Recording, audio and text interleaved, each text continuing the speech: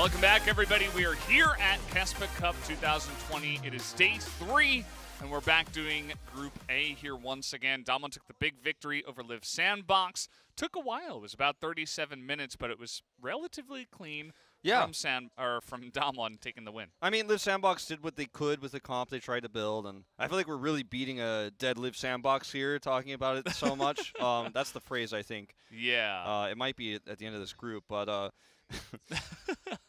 I'm not trying to be mean. I'm like the new caster. I'm not allowed to be mean to teams yet. Not yet, no. You got to earn that right. But yeah, I think I think they did what they could, let's just say. Let's talk about the next match. Let's talk about the future. Afreeca Freaks. Keen had a rough start for this team. Keen tried to run that top set and got totally bowled over. And this team may go 0-4, unfortunately. Fly is starting. We were talking about that a little bit in the break, so we'll see how that pans out. Bang has not really been an issue, right? Like, a lot of people are wondering, like, uh-oh, is this going to work? And he slotted in really well. Yeah. It's not been like a, uh-oh, like, Bang's back. Is this the end of Afreeca Freaks? Like, a lot of people, I think, were worried about, right? Like, a lot of people, there was two schools of thoughts with Bang coming back, right? I think a lot of people were really excited because of his legacy on SK Telecom T1. And a lot of people were worried, like, is he still LCK level? Can he still play in Korea with the best after his time spent in North America? And, you know, it's not conclusive yet, but he looks really good. That's what I'm trying to say. I'm trying to put a positive spin on Bang because I think he deserves it. No, I don't think he was the issue at all. I thought he had a pretty solid set of games. And, you know, he didn't single-handedly carry or anything like that, but it's pretty difficult to do that, especially coming into a new team. It's still early on for them. NONGSHIM Red Force over here, they did look pretty okay. I thought they had a relatively strong lineup compared to what I was expecting, and I actually liked the way they played after all. I really liked Rich's Gragas in particular. I was really a big fan of how he played that matchup, and Bay, besides his Twisted Fate game that he played, which was actually the first game of the tournament against Damwon Gaming, besides that, he's actually looked pretty impressive. I think he's got a lot of potential, and we all know what Peanut and DuckDom are capable of. They're very much accomplished players, especially Peanut, but DuckDom, I think, one of the big shining lights of the squad in LCK last year. You know, there's that, we talked about the Heroes of the Storm effect, right? Noblesse, the new coach, and the drafting hasn't changed all too much just yet, but I think in the long term there's a lot of potential there. Yeah, I do feel like the current meta really fits the play style of a lot of these players on the team, and I think their champion pools fall very nicely into it. So I think for the current iteration of League of Legends, these guys should feel pretty comfortable with the picks that they are getting, and that could benefit them here. This could be a close matchup, but I am favoring NONGSHIM Red Force after what I saw yesterday, but I'm willing to be proven wrong. Maybe we'll see the comeback of Afreeca here on their second day. Well, we'll just have to wait and see if Pantheon bans get 100 in a row. We're up to 12 now. As NONGSHIM are actually going hard on the bot lockout here, so we may see a priority pick early for them on blue side here. Question is what that would be. Yeah. Because you can go for a KeSPA first pick here for sure, if that's what you're looking to do, is try to eliminate Bang's pool that he could play. He's got quite a wide variety he can do. There's the Lucian ban. But I think the best pick here for the meta would be the first pick, B1 Graves. And there it is. you're picking Graves here 100% of the time. If not, then what are you doing? Have you been watching this tournament? Yeah. Yeah. I may have to reconsider giving you the advantage coming into this one, but the Graves seems to be the obvious pick. They do pick that one up. Now, there's a lot of stuff that is left available with the focus that was onto the 80 carries. Yeah, but this is the problem. If you ban away Jin and if you take away MF, like, then they just take your KeSPA away, and now you're stuck with very likely A tier, not S tier bot champion. So an interesting draft decision. I wonder if we'll see something unusual in the bot lane as a result. Like, it almost feels like this is a bait. And Gragas will make it through Not going to be Rich piloting that this time. It'll be Keen, in fact. Very likely. I mean, it could go to Lehens as well, but we're seeing it a lot more in the top lane nowadays in Korea. Yeah. They could try to eye in Alistair there for their third pick, which would be pretty nice alongside of the KeSPA. Really strange to see Aphelios coming up this high in priority, but works really well with the Thresh. And Duckdom was a big Aphelios player when he was, Mr. 200 years. He's kind of fallen off. I think the meta has moved away from Aphelios' priority, and of course, he received a lot of nerfs along this journey of his. I did kind of have this thought because also Bang's biggest and most played champion before coming back to Korea was also Aphelios. So I thought maybe you lock out the Jhin, the MF. If they don't take the KeSPA, you take the Aphelios and you force Bang to play a little bit less comfortable on the Kalista, on the KeSPA. But they picked KeSPA first, so it looks like Bang doesn't have any issues with that. So that might have been kind of the game plan from NONGSHIM coming through, but we are going to see the Syndra come through now for Fly, of his strong mage mid picks. I wonder where we go here for Bay now for NONGSHIM, because with the Graves jungle you have a lot of options. You don't necessarily have to play AP, but most would, especially because you're going to need some CC if you want Graves to have that extra power in the mid lane, kind of like what you were talking about, Lucian's weakness there in the mid lane. Yeah, it's strange to see Akali banned here and not picked up along the way. That was one of the other big picks alongside of the Gragas that I was really eyeing, and neither team wanted to take this pick that has been 100%, or not 100% banned, but 100% presence. Yeah, 100% involved, yeah. And it will get banned away, but it's in the second phase, so interesting that both teams just kind of ignored it for the first phase of picks. And Akali has been pretty popular in the top lane too, and that's something that they might have been concerned about, Akali into Gragas in the top lane, even though Gragas has really good sustain. There's a lot of potential there for that pick, so I guess safe for both, even though the more traditional mages, not mage assassin, if you want to call Akali that, has been the more meta way, and we'll see Dread grab Olaf again. So now we get the answer to what is going to be the mid pick here for Bay. He loves to play Twisted Fate, and with the Syndra pick coming through, almost made her into a Singe there. Not yet. I still waiting for that. I think it's a bit risky to go for that one, and they're gonna look to the Orianna instead. Yeah, I was thinking about the Orianna, but I just didn't really like it for their comp the way it is right now. Nobody's a ball carrier on this side, so you're kind of doing it all yourself, and there is so much mobility and anti-CC on the side of Afreeca to the point where I feel like this is just safety and comfort for Bay and nothing else.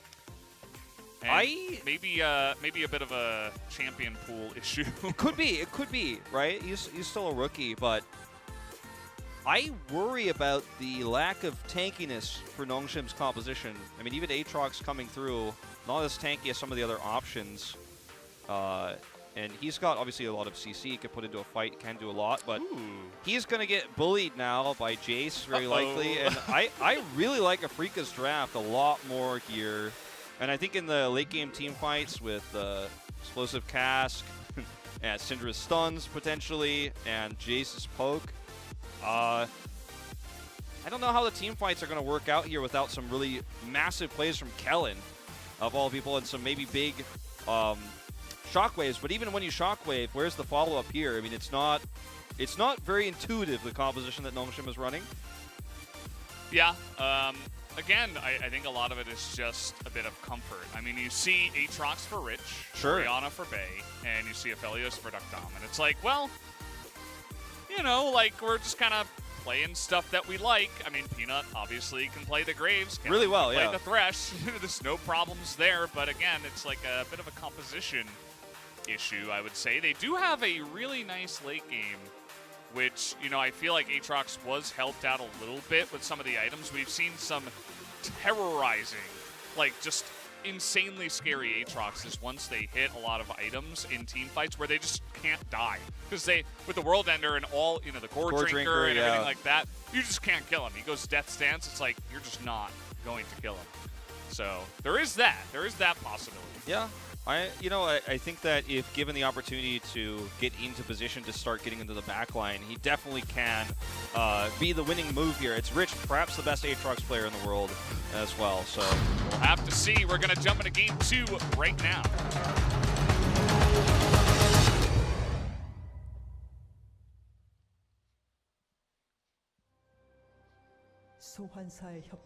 And here we go. We are back here into game number 2 of the day.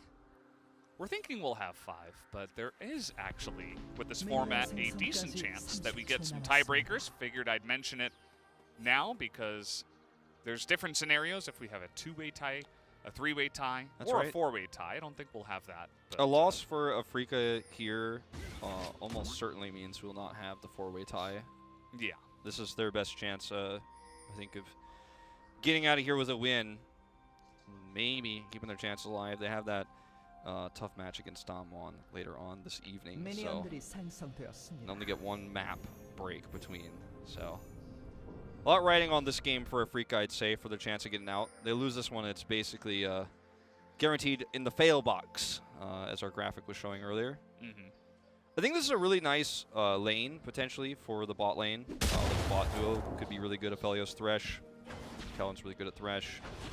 But beyond that, there are some question marks for me. I like what you were saying about the late game Aatrox, what that can bring to the table.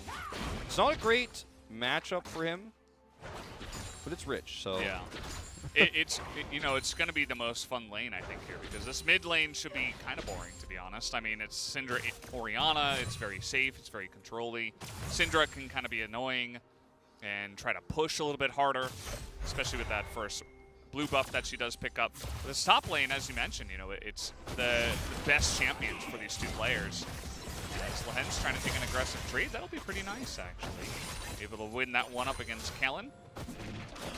Talked about it a little bit yesterday, or not yesterday, it was 2 days ago now. It was like just yesterday. When Rich was laning against the Aatrox, about how his understanding of the champion helps him lane against it as well. And Rich has also played quite a bit of Jace, so he's very familiar with this matchup. It's kind of annoying to play into the Jace because you're like hoping for something, you're hoping for that Q, and maybe get a second Q, and usually you're just not going to be given the opportunity unless Keen makes a mistake or gets too greedy. But it's ranged versus not ranged when Jace is in his long-range shooting form. I don't know what that's officially called, but Yeah, which he is quite often. Yeah, in this matchup, pretty much forever. Yeah, unless he's going for to the skies and takes a big trade. But we'll see if that ever does come to fruition. It's mostly going to be Rich being pushed in here. But yeah, it's an interesting matchup when the jungles start getting involved, for sure, and how those trades go. But for this part of the game, like a little bit less interesting in terms of what Rich can do. You can see Dread's roaming around there right now, going to grab himself a Skull Crab. This game feels like, in terms of the two comps that are going head-to-head, it feels a little bit more even. It's not just like, oh, Afreeca really need to get ahead in the early to mid-game, or else, it's a little bit different from that. Yeah, it's not black and white. It's more execution-based, I feel, like how the fights go on a more individual level than just straight up like, oh yeah, this comp is good this part, and then it's over, right? Yeah. Because even though Afreeca has, I think, a bit less scaling, they certainly do have a lot of poke, and there are ways to go for just straight-up picks and burst someone down, because they do have an insane amount of burst damage. So even if NONGSHIM scales out of control, you can kind of just pick one person, and it's like, oh, I mean, now their Orianna's dead, and you can kind of just go from there and make it a bit more even. So as you mentioned, I think pretty execution-based. This one. Yeah, and objectives do matter a lot. So that was actually Rich is gonna be okay with that one. I think the objectives that, like, if you compare this game to the last game where we talk about games with expiration dates, if you're down one in that game, you can give up a Drake because you're like, well, I don't need that Drake to win this game. But I think the Drakes and the Rift Heralds are actually going to matter a lot more in this game, because this game can, even though it's not like late game based, can snowball for the winning side very quickly. that makes sense. It's Yeah. kind of a roundabout way of saying that I think that things can't get out of control fast if one team starts to get ahead early. Snowbally. Yeah, it definitely is. And a nice steal here from Dread, just straight up walks on in. Had a little bit of help from the control ward from the mid lane Fly. And, well, that just went totally wide. A little bit unfortunate there. Again, you know, there's these guys are going to really struggle to kill each other 1v1, so it's going to be kind of a pushing war and trying not to die to ganks. Yeah, the obviously the junglers we have in this case not going to be able to make hyper-aggressive plays unless the lane is really pushed, and you know, with the vision that's granted on the map right now, it's hard to actually find. Like, it's hard to feel scared right now if you're Bay. So he's like he's got the bot completely controlled, and he knew where Olaf was likely to go next because of the steal we just had. So a lot of vision, a lot of information given. But it's just going to be the first Drake going over to NONGSHIM Red Forest as Peanut gets that one for free. Yeah. Nice little trade down here. They're looking to turn it onto Kellen, who gets ignited, but now Duckdom is angry. Don't touch my support, he says. Both supports going to get chunked down. This bottom lane is going really well for Duckdom and Kellen. And again, it's just a bit of KeSPA. She's got a pretty weak early game laning phase. She has lower range compared to some of the other AD carries that are strong in the current meta. You think about MF, Jhin. It's really, yeah, it's rough. I mean, Gragas doesn't have a hard engage really either. Like, he can kind of toss things out there, and he can look for a charge, but it's pretty easy to see that one coming. He's going to be a lot scarier once he hits 6. Red's coming in here, though, and they're looking for that charge engage. There it is. Maybe I spoke too soon on this one. This time around, he's not able to get the play because Lehen just flashes over it. Body slam was perfect, and that's exactly what you got to go for when Kellen just used his flash after the unfortunate trade that he took before. So a really nice setup there from the side of Afreeca. Lehen's kind of misses there with his support item, but that's okay. He's like, just you wait. You're not gonna see us in this minion, but he's trying to flex that belly of his, if he even can. It's that belly momentum. So yeah, the play gets avoided here. Red's like, man, I didn't even be here. Yeah, didn't even need him. Yeah. Straight up 2-on-2, and I mean, he had to flash early because he took an unfortunate trade before, just straight up in the 2v2. So I think just a bit of unfortunate positioning there from Kellen got him in trouble. Rich trying to bait a fight there with the really aggressive rotation from Kellen after that death, but he took too much damage before that happened, so Kellen had to back out. But they never saw Kellen. Actually, they don't know he's here. It's a really big hook attempt. Yeah, they're going to try to go support on support here. Duckdom is in as well. That is a massive lantern from miles away, and the timing is perfect too. Take a look at the setup from the side of NONGSHIM. They send the bottom lane up towards the Rift Herald at 8 minutes, and it's not just a 5-man maneuver. It's sending Rich to the bot lane at the same time. He's, you know, struggling in the Jace lane, as you mentioned, and they do two things at once. They gain Rift Herald priority while also swapping lanes. Yeah. It's a really quick lane swap too. I mean, it's pre-10 minutes, and the timing. Yeah, the timing works. I mean, they turn a bad thing into a good thing, right? This doesn't work as easily if Kellen doesn't die. He dies. He has the ability to walk through where they know that Afreeca doesn't have vision to set up for that kill. So that was actually a really nice macro play, just in general, understanding the vision advantage they had. And see this again, the Kellen hook. Lehen just doesn't know. They don't have any wards or vision around here. They have a ward in the middle brush, which I think is enough, but it's not. And they could have assumed that Kellen was here, but I don't think they would ever assume that Duckdom's here. They're like, wait, what? And Rich had just backed and hadn't shown on the map, and there's no teleports, there's no wards that they know of, so they're like, okay, I think this is safe, but it wasn't. So, sneaky move. Hide on bush, as they say. Sometimes, you know, the simplest phrases, they get you the farthest places. And notice this, they just swap back. They get the Rift Heralds, they use the perfect timing to go for the swap, and they're like, okay, back to normal lanes. Afreeca's going to have the lead here for a moment because they were able to get some extra farm. I think the KeSPA Bang also got the plate down on the bottom side because of the swap. And so Afreeca will have the lead slightly in gold for now, but once that Rift Herald gets in place, it should shift back into NONGSHIM's favor. Look at the pings coming down here as the break is coming up in 1 minute. They're looking for that control at the moment. It's a lot of there was a lot of rotation around there for the side of Afreeca as NONGSHIM had vision control. Peanut still around. Nice check there onto the ward. They're spotted. And it's like, oh, how did he know I was there? Better sweep that one. Better sweep that one. Yeah, when the smoke screen comes over the wall and hits 3 people, you're like, okay, I think I was spotted. Was that blind? I don't think so. It's a little bit suspicious. That's not Canyon on the other team, yeah. So must not have been blind. That's not a Croco Undertaker over the wall, you know? Yeah. This is pretty interesting. This is actually a really aggressive Rift Herald here, but they get the gold from the plates no matter what, and I think they're, because Peanut's here, I think they're fine. Just going to sit there, and it's a pretty big rotation from Afreeca to send people down. They do stop the turret from going down for now, but 3-on-3, it looks like Peanut wants to get in there. It's going to be maybe a game of teleport chicken from the top lane as well, if they actually do commit. Because there's just, I mean, there's no reason to try to force it either way. It's pretty passive. This fight, you can't really force it on either side. They don't have the engage tools to make it happen. And Afreeca had control of the choke, and that's going to actually force the back there. I wonder if they'll look to go for it now after they clear this bot wave. I think they've got a good chance for it. I mean, look at where Dread is right now. He's heading right in. NONGSHIM probably just have to let this go because they did decide to back. Rich missed that second knockoff by about 1 millimeter. Would have been a really nice trade from him. Doesn't end up coming through, but he's actually doing really well in the lane so far.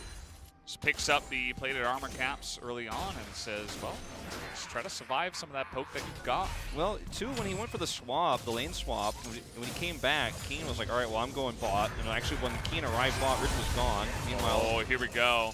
Low on mana as Keen as well, but he had the ability to go for his combo, but with the World Ender coming out, he's like, no, I'd rather just wait that cool down out. And NONGSHIM just going to take a pretty simple bottom lane first turret here, as a lot of that gold will go over to Duckdom. Feeling pretty good about himself right now. Should have the most gold in the game, I'd imagine. yeah, very likely. Let's seeing it. 117 CS at the moment. Got the Gale Force online here. I was wondering what Aphelios would end up building. It seems like it makes sense. It's been pretty common. Obviously, Kaisa takes more time before she gets her Mythic up. And Fly has been farming kind of out of control here. He's been having a really nice time so far in the mid lane. Again, it was just super passive, so it's just about who could farm it out better, who's got better pushing, and generally with the blue, that is Syndra. That's what we've seen. Big pings coming up onto Bay. You could tell it was not Bay, it was putting the question mark pings there. This team was like, ooh, you're stepping a little bit forward. You do not know where Lehens is right now. It was actually a slightly scary moment for a second there. Duckdom coming up here, and Rich has obviously moved down the bot lane again. And feels like Keen is a little bit slow on these rotations. He's always one step behind Rich in terms of that macro play, and this is going to be tons of free turret plates. What's going on here? Like, I mean, this is obviously, whatever this weapon is called, I don't know Aphelios' weapon names yet. It rips apart turrets, but he actually is just going to get this for free. First brick. That is... Well, no, it's actually the second, in fact. Yeah. So they got the bottom lane turret, and then they just got that one for free. I mean, Afreeca's like, you know that episode of SpongeBob where Plankton's trying to teach SpongeBob to be mean? That's the assertive episode? Yeah, be assertive. And he's like, yeah, here's some ice cream. Now let him have it. You can have it. It's like what they said. They're like, yeah, okay, yeah, you can have the turret, sure, no problem. Yeah, in terms of, I mean, that's possibly my favorite episode of SpongeBob, in fact. It's a great one. It's a classic. It is a classic.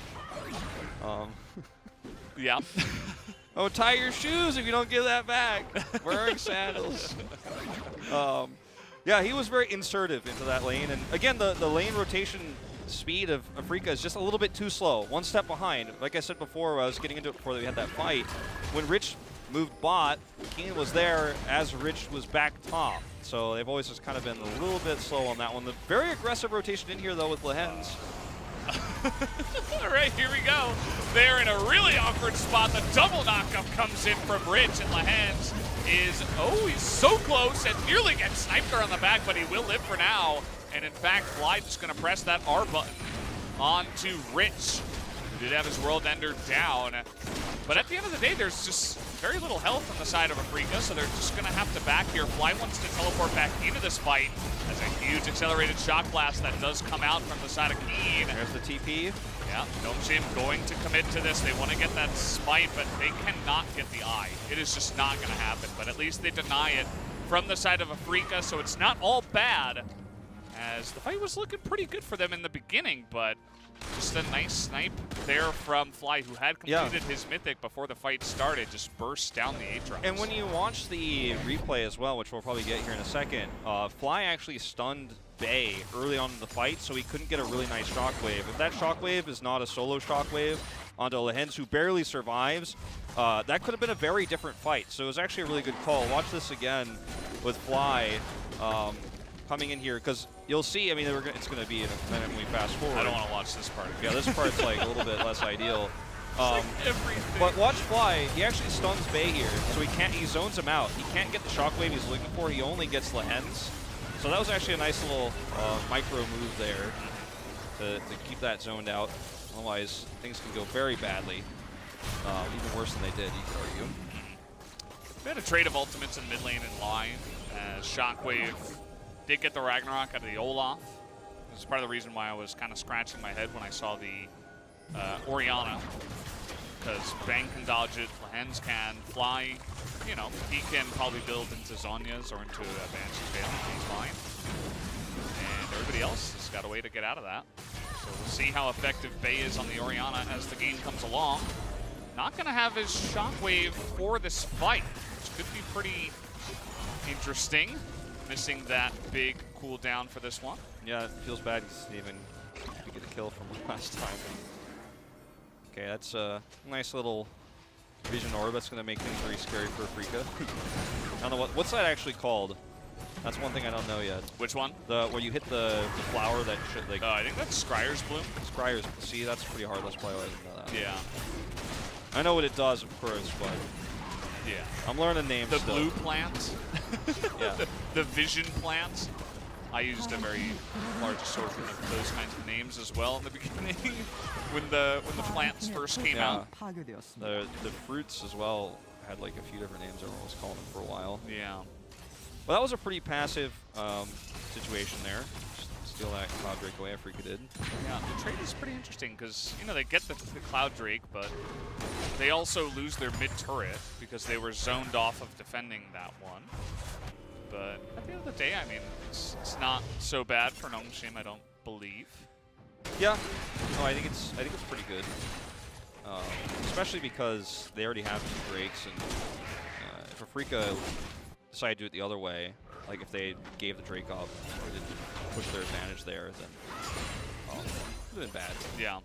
Their response was perfect, and I do like their position after taking the mid turret. It's just that the Cloud Soul, I don't think it's going to be so bad for their team. I think they have a lot of cooldowns that can really be nicely reduced, and the movement speed will be nice for the Aatrox. Yeah, for sure.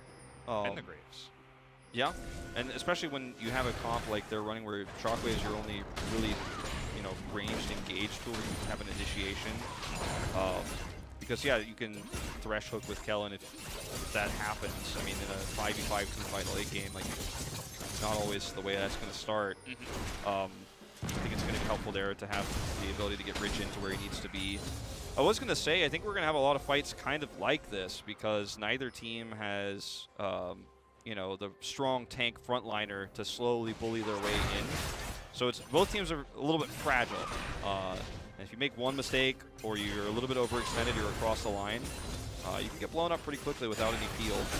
Like this, potentially. Well, they get the flash at a Fly, which is going to be really nice because, you know, you were talking about some certain cooldowns, and the flash is a long one. It's a very long one. You can get, I mean, you could probably get like 5 shockwaves in the span of that flash cooldown. So, I mean, it's really big, actually, to just get that one essentially for not much effort Fly was just kind of hanging around in mid lane, trying to farm it out, and they just snatched that flash away. Yeah, that's the kind of fragility that you have when you're out there trying to get that farm with the turret down as well in mid lane.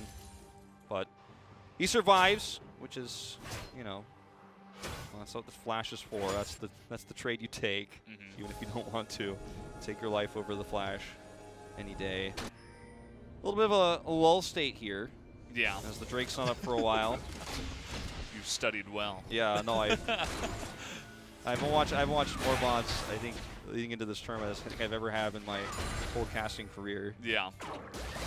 Usually when I cast a new game, it's a game that's new for everyone, so there's not much to see. But this is an older one. It's been out for a while. It's been out for a little while. Yeah. A bit over 10 years, you know. This is a really nice ward from Afreeca. Yes.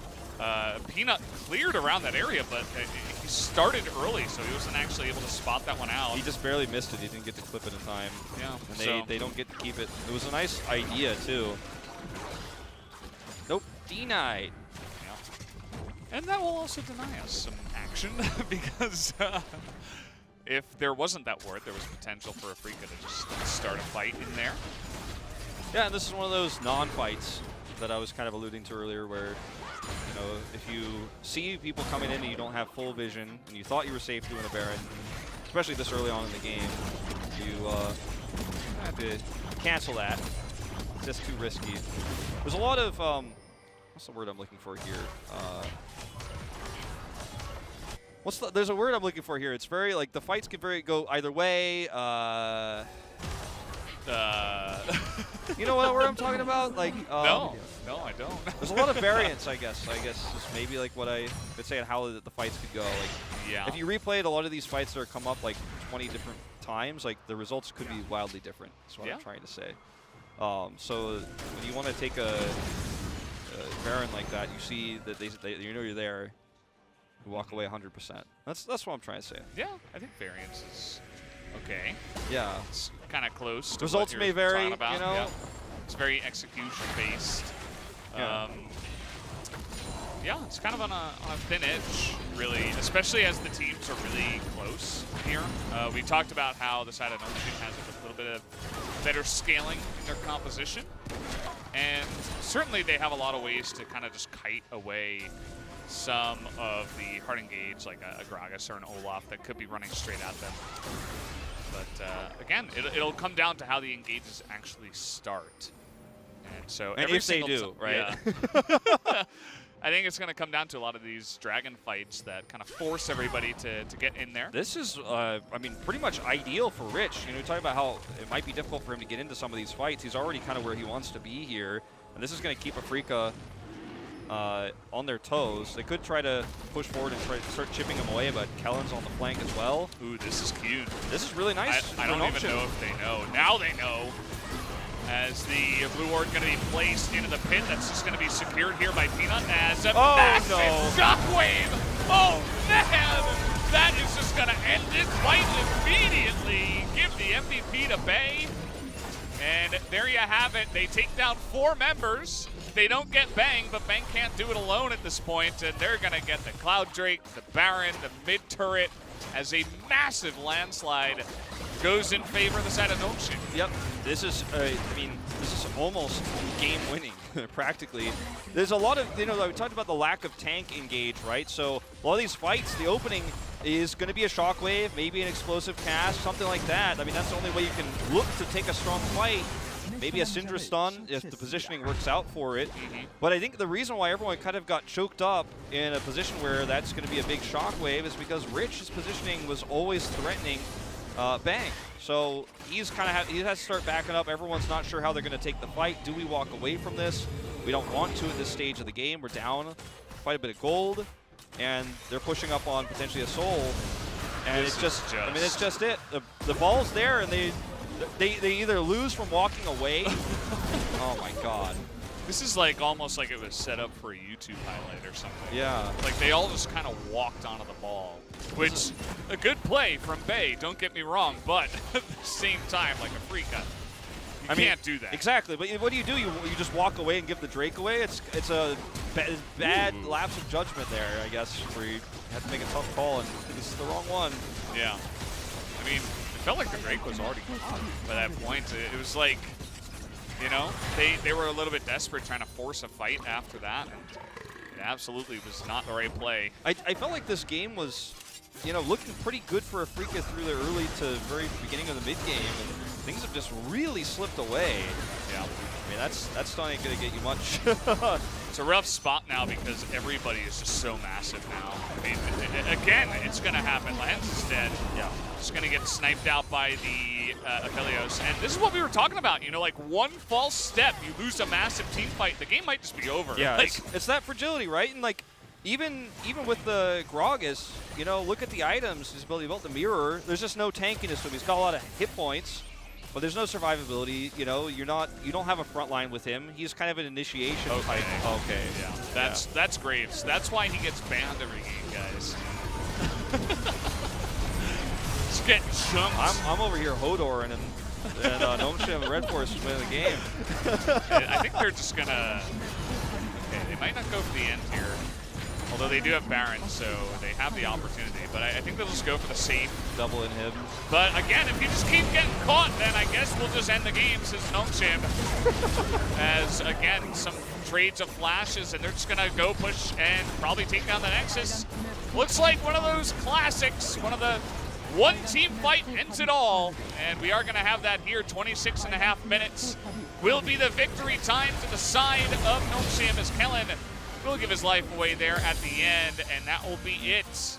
26 minutes, and NONGSHIM dominate them in a snowball that kind of turned into an avalanche in 2 minutes. This puts the chances of Afreeca getting out of this group down to almost 0. They're 0-3, and their final opponent is Damwon, as we mentioned earlier. So this very likely, I mean, that one lapse of judgment, that one moment where they waited too long and then went to engage and walked into the Orianna ball and got massively shockwaved, that was the moment that the KeSPA Cup chances for them faded away, right? In one crazy big shockwave. And, you know, those compositions go that way, right? There's no slow fight. There's no tanks running into each other, and then the ADs start to do their damage.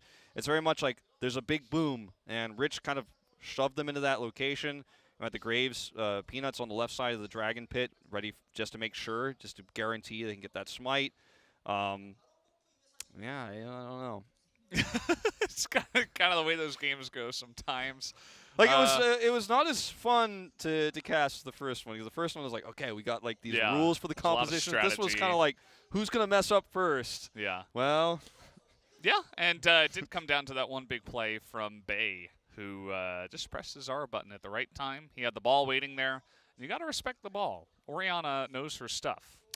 Yeah, also, one of the things we talked about in the early game, but I feel like really helped dictate the pace of some of those Drakes, was Rich's fast rotations, the really early lane swap, and going back to the top lane. Kane just wasn't matching him.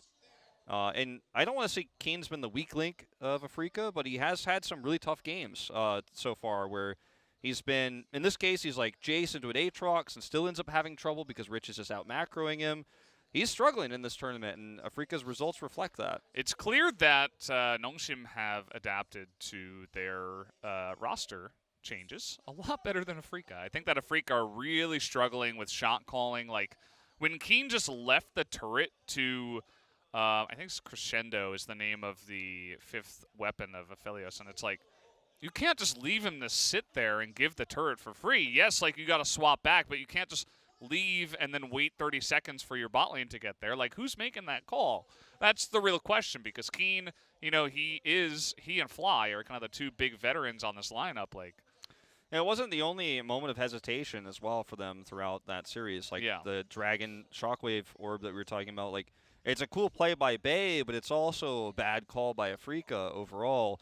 They kind of got checkmated there, and instead of resigning, they played it out. Yeah. Yeah, well. Yeah. And the they results gave all the themselves. objectives. Yeah. And just from the one fight, because it was such a landslide fight victory. It wasn't like one person got caught out. It was just like all 4 of them stood on a ball. It was a Heroes of the Storm team fight, okay? Wombo combo is the name of the game, you know? NONGSHIM, they've got Rich in there.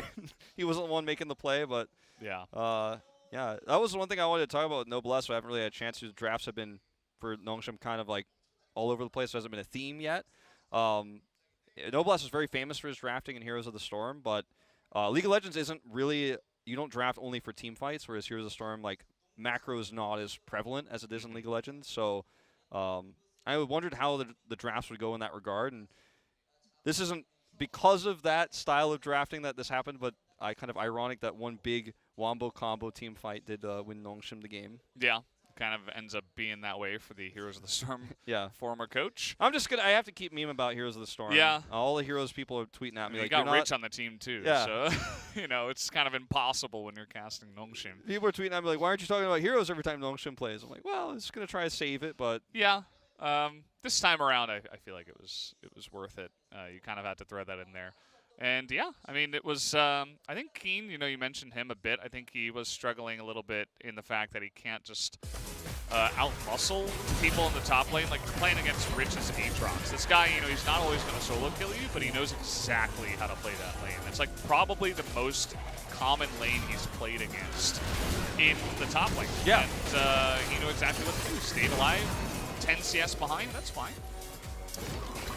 Yeah, I mean, I can't think of a more common pick into what Rich has been doing, but this was a really nasty fight where Bay gets stunned. Shockwave only hits Lehens, who actually magically barely survives here.